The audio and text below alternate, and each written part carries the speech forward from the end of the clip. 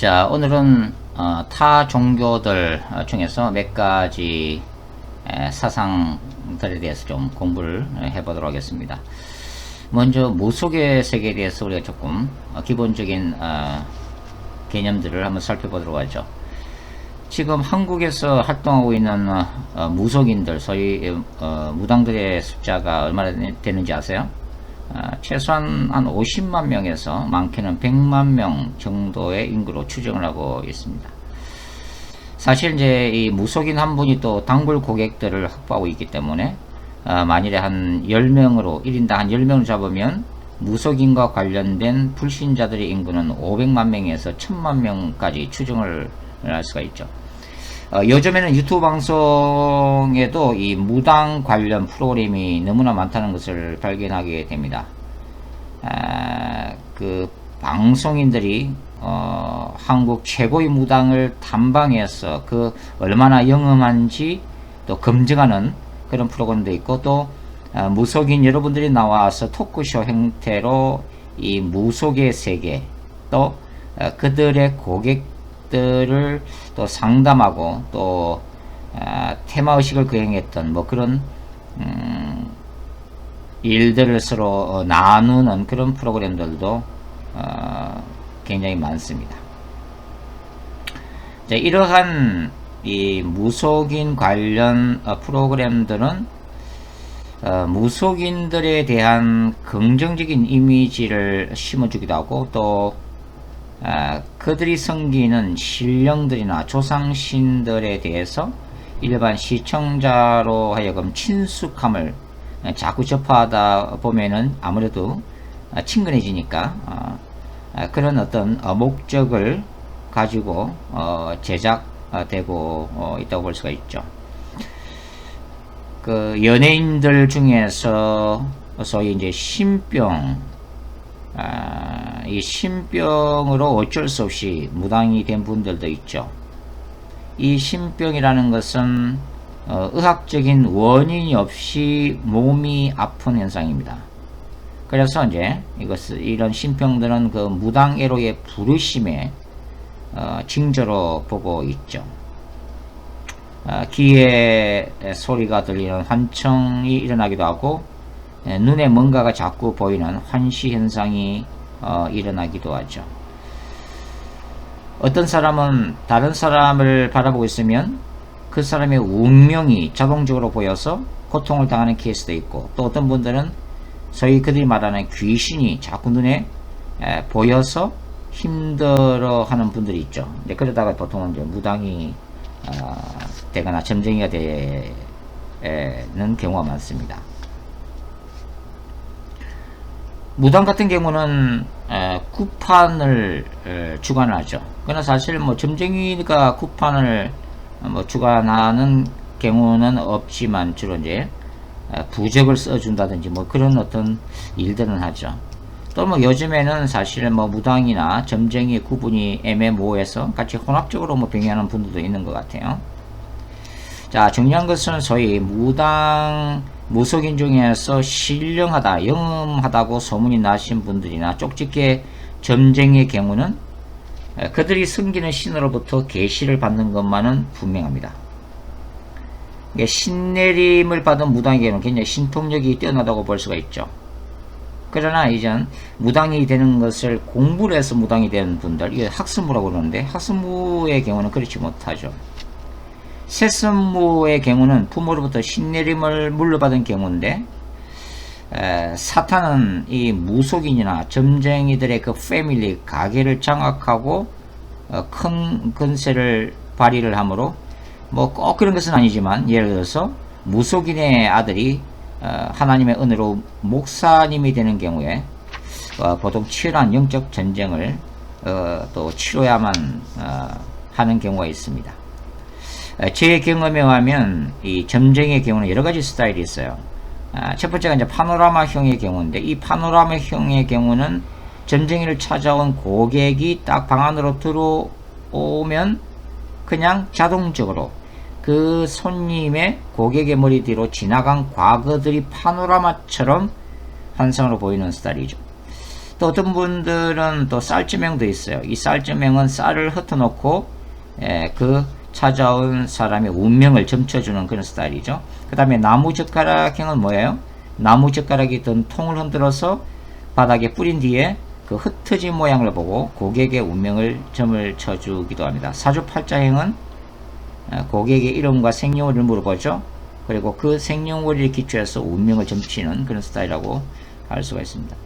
제가 이제 대학생 때 소위 이제 동자신 점장이를 만난 경우가 있어요. 근데 이 여자분의 경우는 임신한 아기가 그 태중에서 사산된 케이스인데 어느 정도 시간이 지나자 그 아이가 자꾸 꿈속에 나타나는 거예요. 그래서 꿈속에 나타나 가지고 주변에 있는 다른 사람들의 운명에 대해서 자꾸 계시를 줬다는 것입니다. 그러다가 이제 점쟁이가 된 그런 케이스죠. 그러나 사실 이제 무당이나 점쟁이들의 경우 과거는 정말 영음하고 한참 신내림을 받은 지 얼마 안 되는 케이스는 거의 100% 정도 정확하다고 할 수 있습니다. 그러나 미래는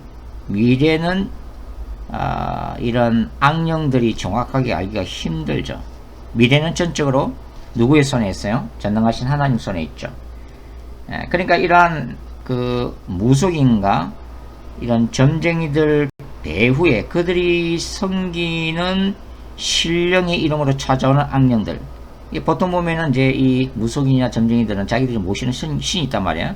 그냥 할아버지 신이라고 부르던 동명승왕, 보살, 무슨 김유신 장군, 동해용왕, 뭐 여러가지 다양한 이름으로 이제 찾아오죠. 그러나 이들의 배후에는 바로 악령들이 역사를 하고 있다는 것을 우리가 직시해야만 합니다. 그렇기 때문에 이러한 사탄의 악령들은 인간에 비해서는 훨씬 어떤 개인이나 그 패밀리에 대한 히스토리를 깨고 있기 때문에 잘 알고 있죠. 정통하고 있죠. 그러나 미래는 그들이 알 수가 없습니다. 그것은 전능하신 하나님의 손에 달려있기 때문이죠.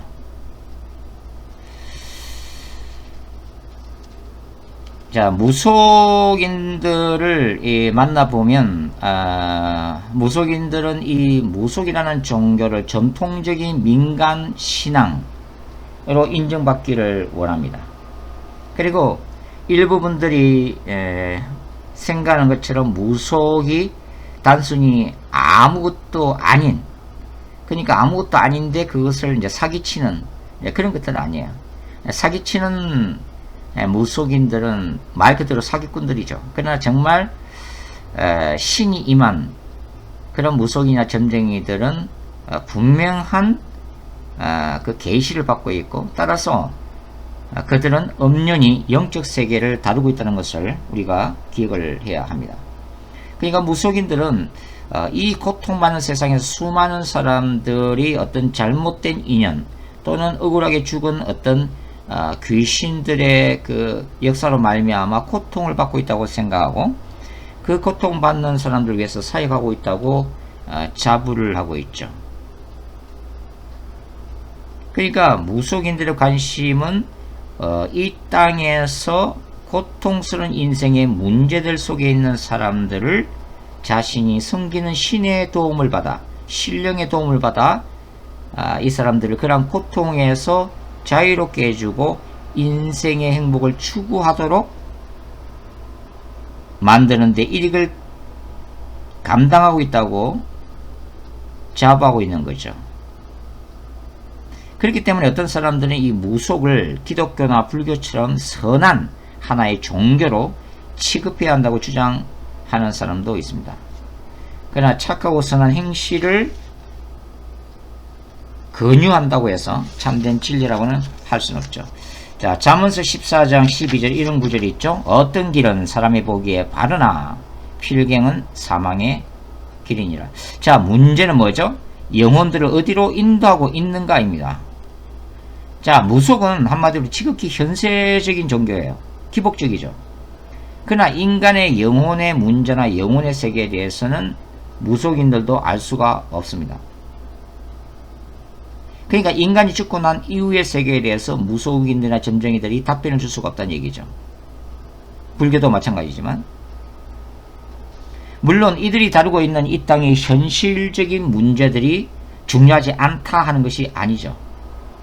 우리는 우리가 살아가고 있는 현실을 무시해서도 안 되고 무시할 수도 없습니다. 우리는 이 땅에서 살아가는 존재들이니까. 그러니까 기독교도 현실 도피적인 종교가 아니에요. 자, 그럼에도 불구하고 궁극적인 것은 영원한 삶이지 이 땅의 일시적인 삶이 아니라고 하는 것입니다. 그러니까 영원한 삶을 위해서 일시적인 이 땅의 삶을 포기할 수는 있어도 일시적인 이 땅의 삶을 살기 위해서 영원한 하늘의 것을 포기할 수는 없다 하는 것입니다. 그것이 기독교의 진리예요. 무속은 이 땅의 일시적인 문제 해결이나 순간적인 인간의 행복을 위해서 결론적으로는 영원한 삶을 포기하게 만드는 것입니다. 인간은 영혼을 보내야만 하는 존재입니다. 문제는 어디에서 그 영혼을 보내는가 하는 것이죠. 즉 영원한 천국에서 당신이 영혼을 보낼 것이냐, 아니면 영원한 지옥에서 당신이 영혼을 보낼 것이냐 하는 거예요. 참된 진리는 영혼들을 영원한 생명으로 이끄는 예수 그리스도의 복을 내면 존재한다고 하는 것입니다. 자, 무속인들의 배후에 있는 사탄은 그러면 뭘 노리고 있는 거예요? 자, 무속인들을 찾아오는 영혼들에게 문제 해결책, 치유, 회복, 부귀, 명예, 때로는 착하고 선한 일을 이렇게 인도하는 것, 외관상으로 볼 때 도덕적이고 윤리적인 어떤 그런 것들, 삶에 인도해 주는 것들, 그런 것에 사탄은 결코 인색하지 않아요. 사탄은 이 사람들이 무속이라는 도구를 통해서 자기들이 추구하는 인생의 목적들을 성취하도록 도와줍니다. 이 땅에서 행복을 추구하도록 도와준다는 얘기죠. 그러면 사탄의 궁극적인 목적은 뭐예요? 한 가지밖에 없어요. 그것은 그들이 예수만 믿지 않으면 되는 것입니다. 그러면 그들이 이 땅에서 얼마나 행복을 누리고 살든 관계없이 죽고 난 후에 어떻게 돼요? 그들의 영혼은 지옥으로 떨어지기 때문에 사탄의 목적은 성취된다고 하는 것입니다. 그러나 현실은 무속인들도 수많은 점쟁이들도 얼마나 그들의 배후에서 이런 악령들이 속이고 미혹하고 있는지를 알지를 못한다고 하는 거예요. 그들은 자기들이 믿는 이 신령들이 다 사람들을 도와주는 선한 신으로 착각하고 있는 것입니다. 자, 우리가 무속에서 찾아볼 수 있는 게 뭐냐면 바로 조상 숭배와 굿입니다. 그러니까 무속인들, 이 무속의 세계관은 뭐예요?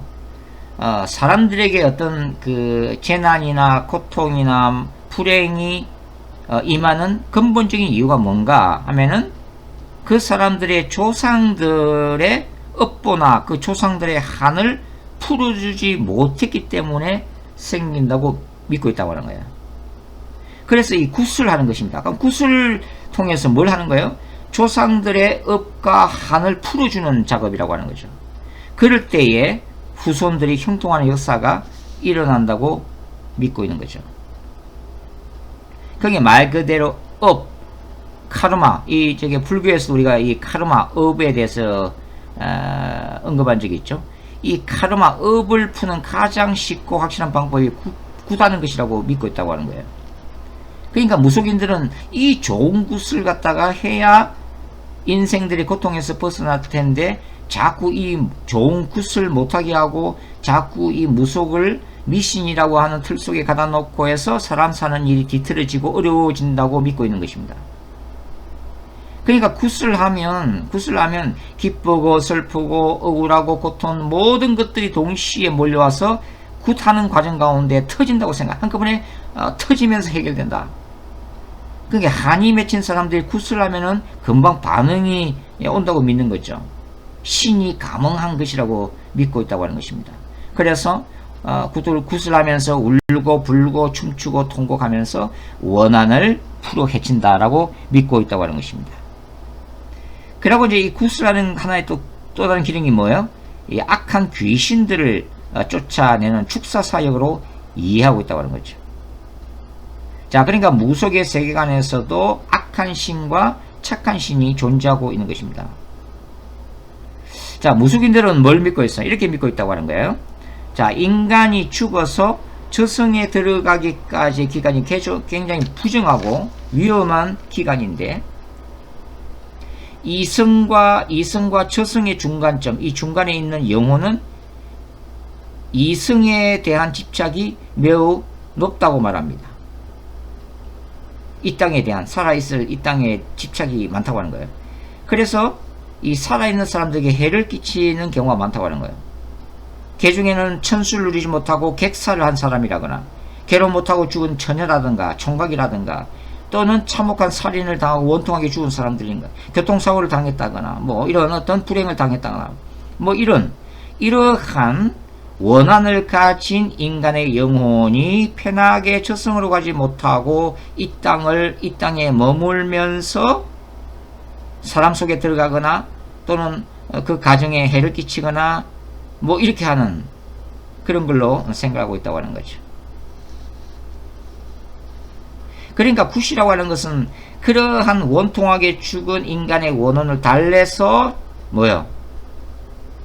저승으로 보내주거나 극락으로 인도하거나, 아니면은 정말 이 악한 귀신 생각하면 아예 강제로 쫓아내거나,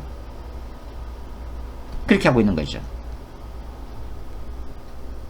자, 성경은 뭐라고 그래요? 누가복음 16장에는 죽은 나사로 이야기가 기록되어 있죠. 사후 세계에 관한 그런 인사이트를 얻을 수 있는 얘기죠. 물론 이 죽은 나사로 비유 이야기가 천국과 지옥을 구체적으로 설명하기 위해서 예수님이 하신 비유는 아니지만, 결국은 여기 이 비유에서 거짓 나사로는 죽어서 어디로 가요? 천사들에게 받들려서 아브라함의 품에 들어가고, 이제 아브라함의 품이 바로 이제 하나님의 나라란 말이죠. 그러고 부자도 죽어서 장사되어서 음부 가운데 고통을 당하고 있죠.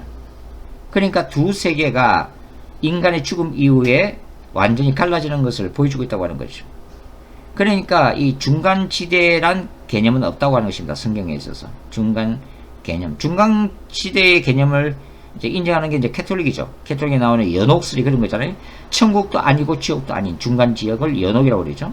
그래서 예수를 위해서 예수를 믿지만은 이 죄를 온전히 해결하지 못하고 죽은 영혼들은 어디 간다 믿는 거예요. 천국에 못 가고 어디 가요? 연옥에 가는 거죠. 그 연옥에 가서 고통을 당하는 거예요. 그 연옥에서 합당한 고통을 받은 다음에 그 다음에 천국으로 옮겨진다고 믿고 있는 거죠.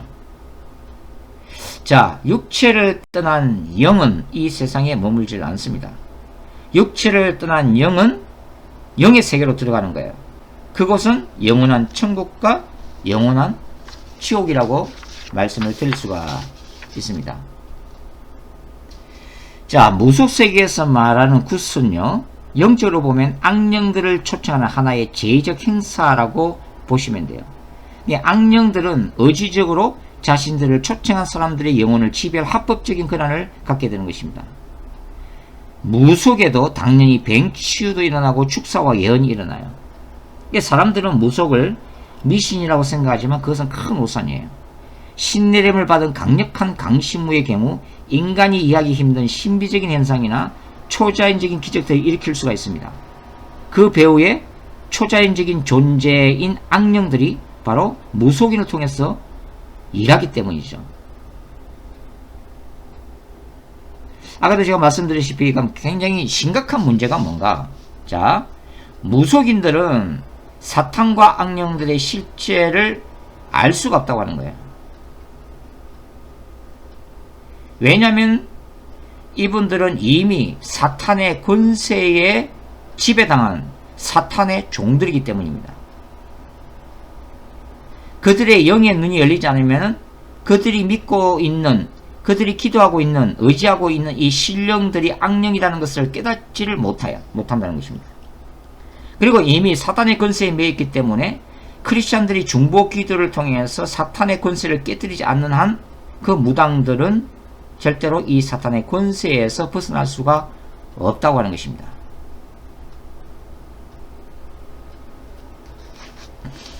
우리가 이제 간혹 가다가 보통 이제 어떤 분들이 인생의 문제가 풀리지 않아서 박수무당을 찾아가는데, 그 박수무당에게 빙의가 일어날 경우, 이 빙의가 뭐예요? 죽은 영혼이 산자에게 임하는 현상이죠. 이 빙의. 그러니까 말 그대로 이제 박수무당을 찾아온 이 손님의 그 조상, 뭐 한 예를 듭시다. 뭐 어떤 여자분이 이제 박수무당을 찾아왔는데 인생이 뒤틀리는 문제들을 상담하면서 이제 그걸 풀기 위해서 박수무당이 총헌수를 행하죠.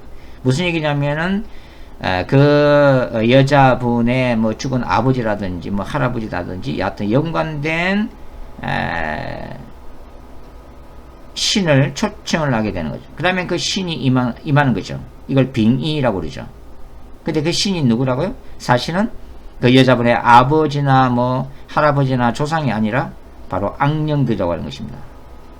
그러면 이 박수무당의 목소리가 변하기 시작하죠.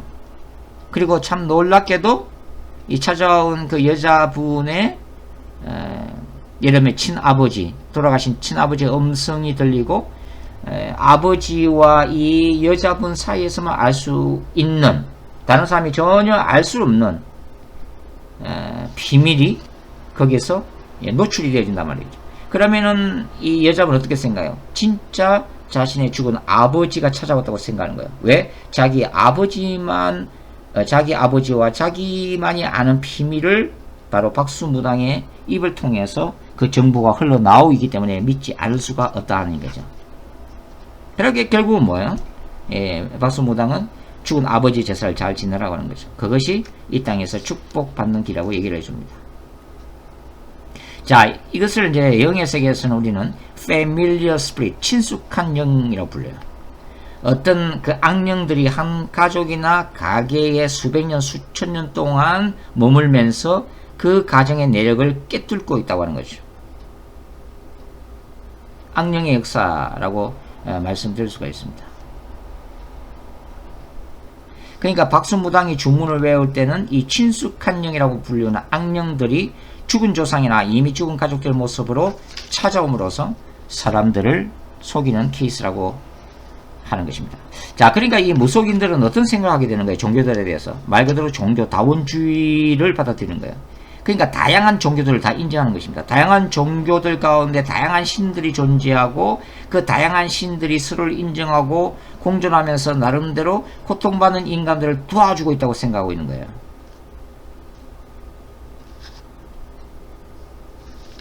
결국은 철저하게 미혹당하고 있다고 하는 것입니다.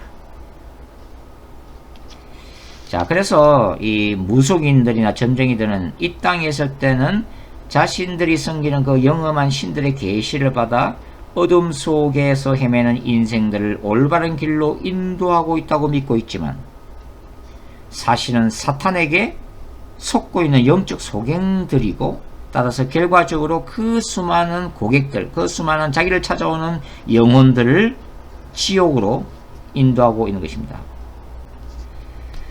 자, 그들의 인생이 끝날 때, 이 땅에서의 삶이 끝나고 죽음을 맞이할 때 무속인들과 점쟁이들은 비로소 깨닫게 되는 거예요.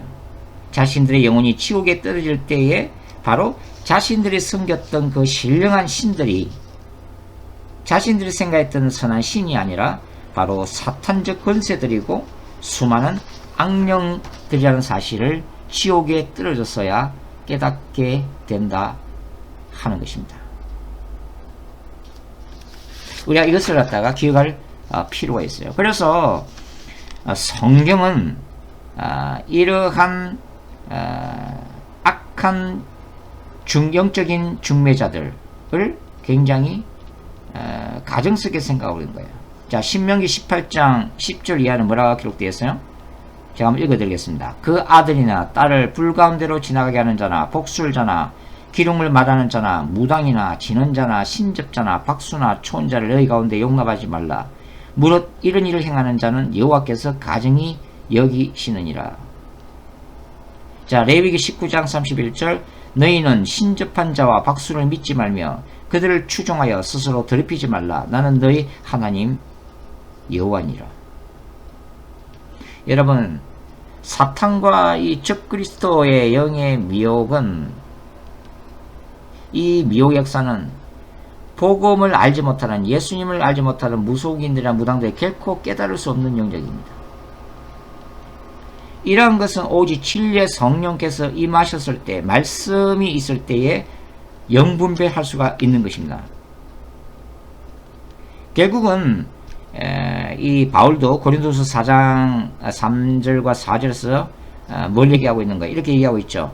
만일 우리의 복음이 가리웠으면 망하는 자들에게 가리워진 것이라. 그 중에 이 세상 신이 믿지 아니하는 자들의 마음을 혼미하게 하여 그리스도의 영광의 복음의 강체가 비치지 못하게 함이니 그리스도는 하나님의 형상이니라. 자, 왜 수많은 사람들이 복음을 받아들이지 않을까요? 왜 많은 불신자 예수를 믿지 않을까요? 자신들의 자유 의지를 가지고 적절히 예수님을 영접하지 못하는 그런 측면도 있지만 근본적으로는 뭐가 있다는 거예요? 바울에 따르면 이 세상 신 사탄이죠. 사탄이 그 불신자들의 마음을 혼미하게 했다, 어지럽게 했다, 가로막고 있다, 가리고 있다. 그래서 예수님의 영광의 복음의 광채가 비치지 못하게 하고 있다는 거예요. 그래서 복음을 받아들이지 못한다는 것입니다. 그래서 우리가 전도할 때 이 영의 눈을 어둡도록 만들고 있는 사탄의 근세가 그 형제나 자매에게서 떠나가기를 간절히 기도하고 복음을 전할 필요가 있다고 하는 것입니다. 이것이 바로 영적 전쟁이죠. 영적 전쟁.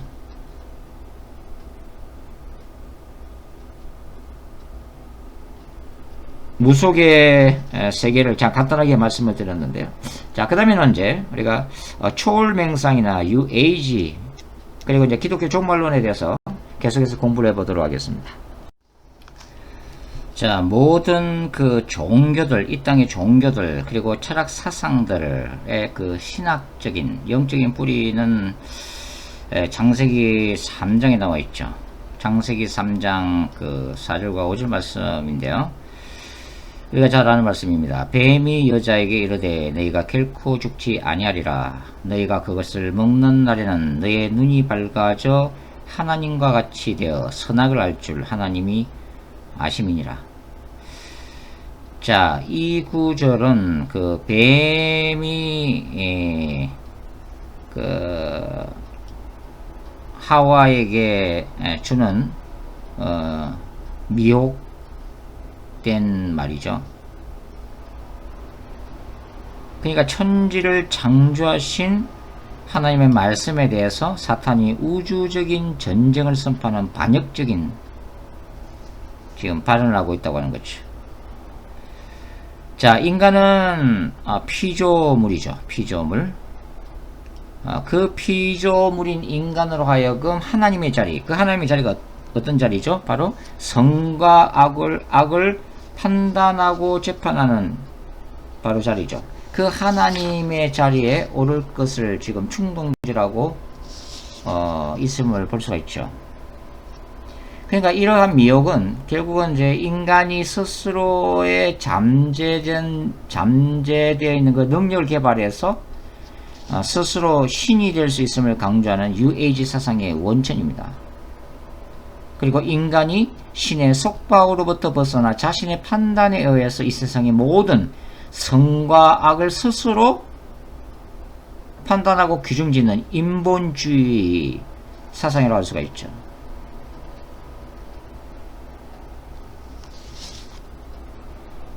그러니까 이 에덴 동산의 생명나무와 선악과나무는 제가 여러분한테 뭐라고 말씀드렸어요? 바로 생명나무로 대표되는 하나님의 나라, 그리고 선악과나무를 추구하는 사탄의 나라, 이 두 나라 간의 이 투쟁의 역사, 영적 전쟁의 역사, 그 차원에서 오늘날도 바로 종교들과 인본주의 사상 철학 배후의 역사는, 그래서 비기독교적인 세계관을 만들고 있는, 결국은 그 영혼들을 지옥으로 끌고 가고 있는 그러한 사탄적 역사에 대해서 기독교는 하나님의 말씀과 성령의 능력 안에서 예수 그리스도를 통해서 뭘 하는 거예요? 결국 거룩한 전쟁을 추진해 나가는 거죠. 수행해 나가는 것입니다. 그러니까 단순히 뭐 귀신 쫓아내고 이런 게 영적 전쟁이 아니라 더 깊은 차원은 뭐예요? 인간의 정신 세계를 지배하고 있는 종교들 사이에서, 세계관 사이에서 벌어지고 있는 무슨 전쟁이죠.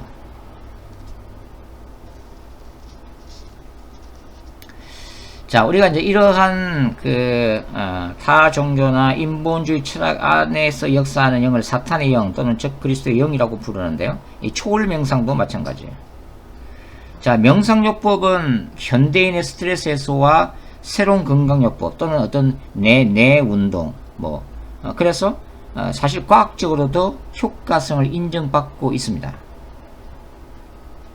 자, 여러분한테 물어볼게요. 이게 명상이 뭐예요? 명상, 메디테이션, 명상한다는 게 뭘 얘기하는 겁니까? 명상, 불교에서 말하는 참선, 인도의 요가, 힌두교식 초월명상, 거의 비슷한 개념이죠. 명상은 마음을 온전히 비우는 거죠. 그리고 기본적으로는 명상에 있어서 호흡을 굉장히 강조합니다. 단전 호흡이나 단전 기공 같은 거죠. 그러니까 단전 호흡 같은 경우도 이제 1차적으로는 깊은 숨을 들이쉬고 내쉬는 이런 호흡을 통해서 육체의 건강과 마음의 평화를 추구하는 것이지만, 사실은 단전 호흡이라고 하는 이 명상의 기본적인 방법론도 높은 단계 그리고 깊이 들어가면 영적인 세계로 인도됩니다. 그러니까 처음에는 이 마음을 편안하기 위해서 간단한 복식 호흡부터 시작해서 점점 우주의 기를 호흡하는 깊은 호흡으로 들어가고, 나중에는 자기가 호흡하고 있는 것도 잊어버리는, 자기가 명상하고 있는 그 자체도 잊어버리는 단계, 바로 무념무상 상태죠. 그 단계로 가도록 훈련을 받게 된다고 하는 거죠. 이러한 과정 가운데서 초자연적인 능력이 나타나기도 하고 초월적인 존재를 만나기도 하는데, New Age 운동가들은 이러한 존재를 스피리추얼 가이드, 영적인 인도자라고 부르죠. 또는 내면의 빛이라고 부르고, 우주적인 존재, 인간을 더 높은 단계로 인도해주는 어떤 초월적인 존재로 인식을 한단 말이죠. 저는 이 대학 시절에 모 선사 밑에서 신선이 되기 위해서 단전 기공을 훈련한 적이 있습니다. 한 달 정도 산속에서 들어서 훈련한 적이 있는데, 그때 같이 단전호흡을 수련하던 이 사범들 가운데 일종의 인체 부양술이 일어나고 있는 것을 제가 직접 목격을 한 적이 있어요. 그러니까 물론 몸이 완전히 지상에서 떠 있는 것은 아니었지만, 이 단전호흡을 통해서 마치 몸이 고무풍선처럼 온 방안을 튀는 그런 것들을 제가 눈앞에서 목격을 한 적이 있습니다. 그러니까 이런 단전 호흡에서 키를 축적함으로, 이 우주적인 에너지를 축적함으로써 밥을 안 먹어도 되고, 더 나아가서 이 우주적인 키를 가지고 신선이 되는 그런 것들을 가르치는 그런 단전 기공 훈련을 제가 받은 적이 있었죠. 자, 이 모든 것들은 한마디로 영적인 함정입니다. 영적인 함정.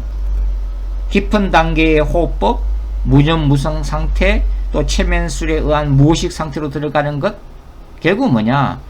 인간이 자신의 영혼을 지킬 수 있는 안전방어 시스템을 해제시키는 것과 똑같은 거예요. 쉽게 얘기하면 악령들이 인간에게 마음대로 들어올 수 있는 일종의 문을 활짝 열어놓는 것과 같다는 거예요. 뉴에이지 운동에 심취한 사람들은 명상을 통해서 마음을 비우고 자신의 내면 깊은 곳에서 들려오는 목소리에 귀를 기울입니다.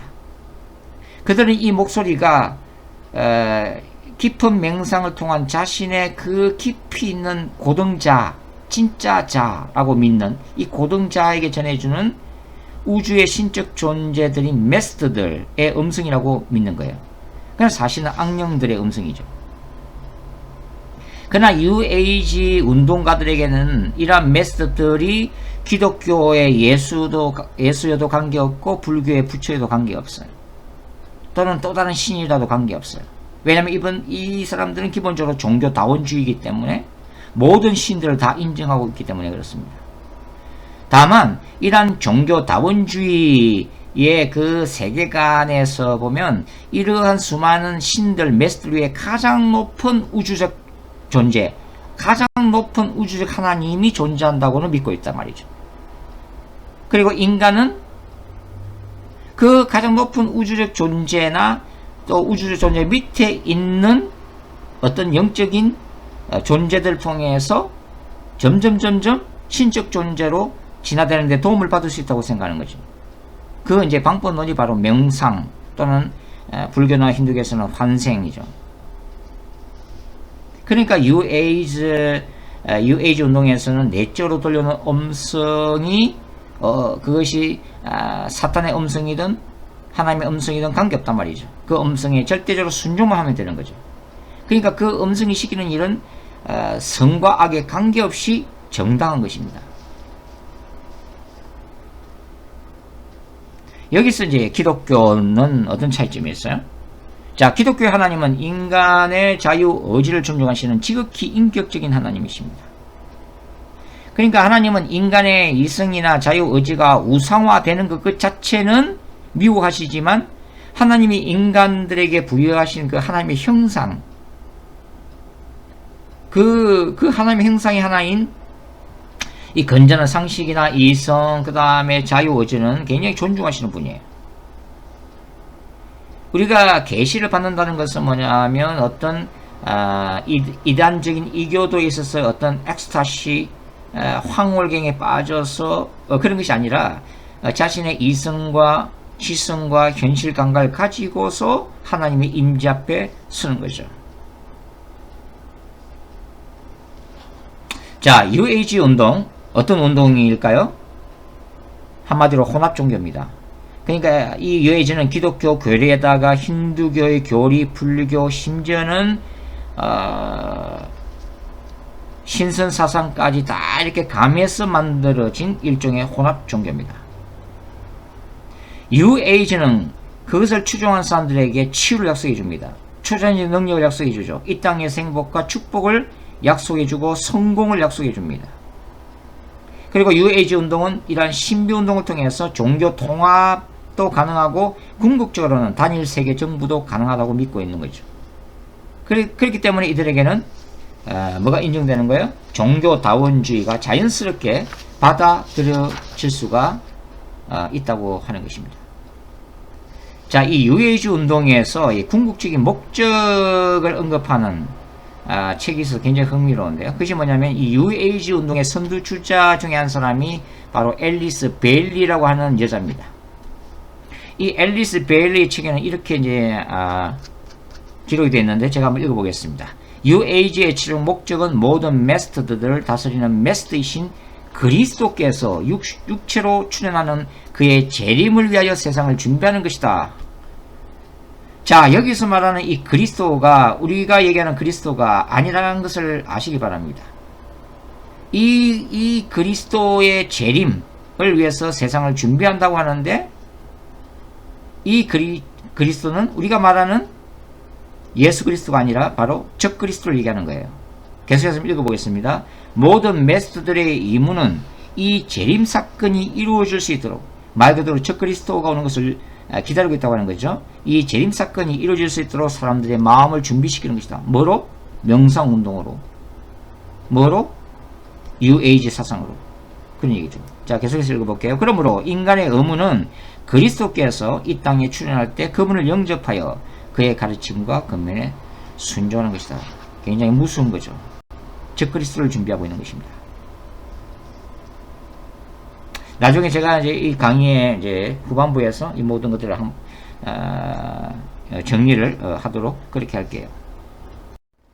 자, 이제 마지막으로 그 불교, 이슬람, 정산도, UAG의 종말론을 간략하게 살펴보고 마치도록 하겠습니다. 자, 정산도 간단하게 말씀을 드릴게요. 이제 한국에서 이렇게 그 거리를 가다 보면은 도를 아십니까? 라면서 접근하는 분들이 있어요. 대부분이 다 정산도라고 보시면 돼요. 정산도, 뭐 뭐 대순진례, 소순진례로 나뉘는 것으로 제가 알고 있는데, 자, 정산도는 강정산이라는 인물을 최고의 신, 옥황상제로 숭배하는 종교가 바로 정산도입니다. 정산도. 자, 정산도에서 강조가 있는 건 뭐냐면은 후천계백설이에요. 후천계백설. 후천계백설이 뭐냐면은, 자, 우주의 1년은 12만 9,600년인데, 이 우주의 1년을 반으로 나누어서 전반기를 선천, 그 다음에 후반기를 후천이라고 불러요. 그러니까 이 우주의 1년의 그 선천, 전반부는 중에서 우주의 여름은 이 만물이 분열하고 성장하는 시기로 서로 부딪히는 상극의 시대라고 부르는 거예요. 이게 여러가지 전쟁도 많고 고난도 많다고 부르는 거죠. 이 시기가 물고기 자리 시대라고 간주를 합니다. 근데 다가오는 우주의 가을인 물병자리 시대는 소위 말하는 통일이 되고 성숙되고 그다음 회복되고 치유되고 상생하는 그런 시대라고 보는 거죠. 그러니까 지상낙원 시대가 앞으로 펼쳐진다고 보는 것입니다. 그러니까 인류는 지금 어떤 시기에 있냐면 우주의 그 힘든 여름에서 이제는 가을로 접어드는 과도기, 바로 후천계백기의 그 입구에 서 있다고 주장하는 내용이죠. 그래서 이 우주 여름에서 가을로 가는 이 과도기에는 환란이 있는데, 그 환란이 이기기 위해서는 태을주라고 하는 주문을 열심히 외워야 된다고 이제 강조를 하고 있습니다. 그리고 이 후천계백 때에 바로 강정산, 옥황상제가 이 땅에 재림을 해서 지상낙원이 펼쳐진다고 보고 있는 종교가 바로 정산도죠. 이 정산도의 교리는 굉장히 교묘하죠. 이게. 왜냐면은 우주의 가장 최고 신이 옥황상제고, 이 옥황상제가 시대와 지역과 문화가 서로 다른 지역에 자신의 그 어떤 대리자, 그러니까 제자들을 파송했다고 보는 거예요. 그 사람들이 누구예요? 바로 예수님, 스카모니, 공자, 뭐 소크라테스 막 이런. 그러니까 각 종교의 바로 교주 내지는 신들이 바로 옥황상제가 보낸 파송한 제자들이라고 믿는 종교가 바로 정산도입니다. 자, 여기까지만 이제 말씀을 드리고, 이슬람을 창시한 사람이 바로 무함마드죠. 무함마드. 바로 알라의 예언자인 무함마드. 그 무함마드의 그 말과 그 다음에 이슬람에 관한 관습을 기록한 책을 하디스라고 부르는데, 이 하디스. 이 하디스에 보면 바로 이제 이슬람의 종말론이 나타나 있습니다. 그것은 장차 세상을 구원할 구원자 마흐디라고 불러요. 그 이름이 마흐디, 이슬람의 구원자 마흐디, 이슬람이 기다리고 있는 그리스도죠. 마흐디가 이슬람의 그 마지막 최고 종교 지도자인 12번째 이마음으로 나타나게 될 거라는 것을 믿고 있습니다. 급진적인 이제 이슬람 종말론자들 그렇게 믿고 있는 거죠. 그리고 나중에 이제 7년 만에 이제 유대교와 기독교를 박멸하고 전 세계 이슬람 제국을 이 마흐디가 세울 거라고 믿고 있습니다. 그리고 이 마흐디가 이제 이슬람의 그리스도이면서 이슬람의 메시아죠. 이 마흐디를 돕는 선지자가 있는데 그 이름이 이사예요. 이사는 코란에서는 바로 우리 예수님을 지칭하고 있습니다. 그 이사가 이 마흐디를 도와서 이슬람의 적그리스도, 이슬람도 이 마흐디를 대적하는 존재를 적그리스도 부르죠. 이 적그리스도 이름이 뭐냐면 다짤이에요. 다짤. 이 다짤을 갖다가 그냥 무찌르게 될 거라고 믿고 있는 거죠. 근데 이 다짤이 입에서 불이 나오고 비가 오지 않도록 하는 놀라운 기적을 행하는 자로 묘사가 되어지고 있습니다. 근데 이게 이제 여러분들 요한계시록 11장을 읽어보시면 바로 이와 반대되는 개념이 적혀 있어요. 11장과 그 다음에 요한계시록 13장. 무슨 얘기냐면, 자, 요한계시록의 관점에서 보면 이슬람이 섬기는 신인 알라가 누구예요? 바로 용인 사탄인 거죠. 그리고 그들이 기다리고 있는 메시아가 마디라고 그랬는데, 이 마디가 기독교 입장에서 보면 뭐야? 바로 적그리스도입니다. 그리고 그들이 말하는 이사라고 하는 선지자는 요한계시록 13장에서 얘기하는 땅에서 올라오는 거짓 선지자죠. 그리고 그들이 적그리스도, 무찔러야 하는 대상으로 보고 있는 이 적그리스도, 이슬람의 적그리스도라고 부르는 이 다짤이 누구예요? 바로 계시록 11장의 두 증인인 것입니다. 왜냐하면 계시록 11장의 두 증인은 바로 입에서 불이 나오고 모세와 엘리야처럼 하늘문을 닫고 비가 오지 않도록 기적을 일으키는 마지막 때의 선지자로 기록이 됐다는 거죠. 그게 무슨 얘기입니까? 바로 이 무하마드의 책 하디스는 완전히 성경과 반대되는 얘기를 적어놨다. 성과 악을 완전히 뒤바꾸어서 기록하고 있다고 하는 굉장히 재미있는 보다도 두려운 어떤 그런 것을 우리가 이제 볼 수가 있다고 하는 것입니다. 자, 모든 종교 철학들이 사실은 마지막 때의 적그리스도를 기다리고 있다고 보시면 됩니다. 자, 불교에는 무슨 사상이 있냐면 불교의 미륵사상이 있죠. 불교의 미륵사상이 뭐냐면 불교에서는 미래를 다스리기 위해서 미륵보살이 나타날 것으로 보고 있다고 하는 거죠. 미래의 세상을 다스릴 부처가 바로 미륵불입니다. 근데 재미있는 것은 이 미륵불이 UAG 운동에서 말하는 이 UAG 운동의 종말론이 있거든요. 여기서도 마이트레아가 이 세상을 구원하기 위해서 올 거라는 거예요. 그러니까 UAG의 그리스도가 바로 마이트레아입니다. 마이트레아는 이름을 가지고 있어요. 근데 이 미륵불이 바로 마이트레아인 거죠. 그리고 이 마이트레아는 이란이나 이라크, 페르시아에서 섬겼던 고대의 태양신 미트라, 바로 미트라이기도 합니다.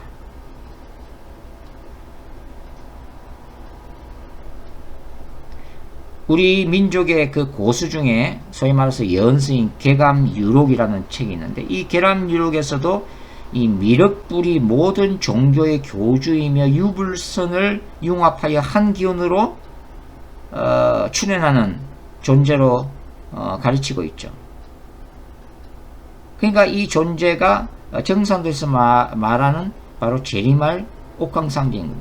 그러니까 옥황상제가 곧 미륵불이고 미륵불이 뉴에이지의 마이트레아하고 이 마이트레아가 태양신 미트라이고 다 동일한 인물을 다른 방식으로 지금 기술하고 있는 거예요. 그리고 이슬람에서 말하는 마흐디가 바로 적그리스도인 것입니다. 이 모두가 다 적그리스도를 예고를 하고 있다고 하는 거죠. 그러니까 결국은 모든 종교와 철학 사상들 안에 굉장히 공통되는 부분을 우리가 추출해낼 수 있는데 그것은 사탄이 이러한 타 종교들과 사상 철학들을 통해서 사실은 동일한 인물을 각자 준비하도록 지금 역사하고 있다고 하는 거예요. 그랬을 때 마지막 때의 적그리스도가 나타났을 때 불교에서는 뭐라고 그래요? 아, 우리가 기다리던 미륵불이 현생하셨구나 라고 받아들이겠죠. 그리고 이 적그리스도가 나타나면은 UAG 운동을 추종하는 사람들은 뭐라고 얘기해요? 아, 우리가 기다리던 미래의 구원자인 마이트레아가 나타났구나 이렇게 생각했죠. 또 태양신 숭배 사상에 빠진 사람들은 아, 미트라의 현신이다 이렇게 얘기하겠죠. 이슬람에서는 뭐라고 할까요? 마흐디가 드디어 나타났다. 인간의 모습으로 나타나셨다. 이렇게 믿고 있겠죠. 그래서 온 세상의 종교, 사상, 철학들이 인류의 미래를 구원할 참된 메시아로 이 사탄의 아들인 적그리스도를 영접하게 될 거라고 하는 것입니다. 오늘 여기까지 하도록 하겠습니다. 자, 수고하셨습니다.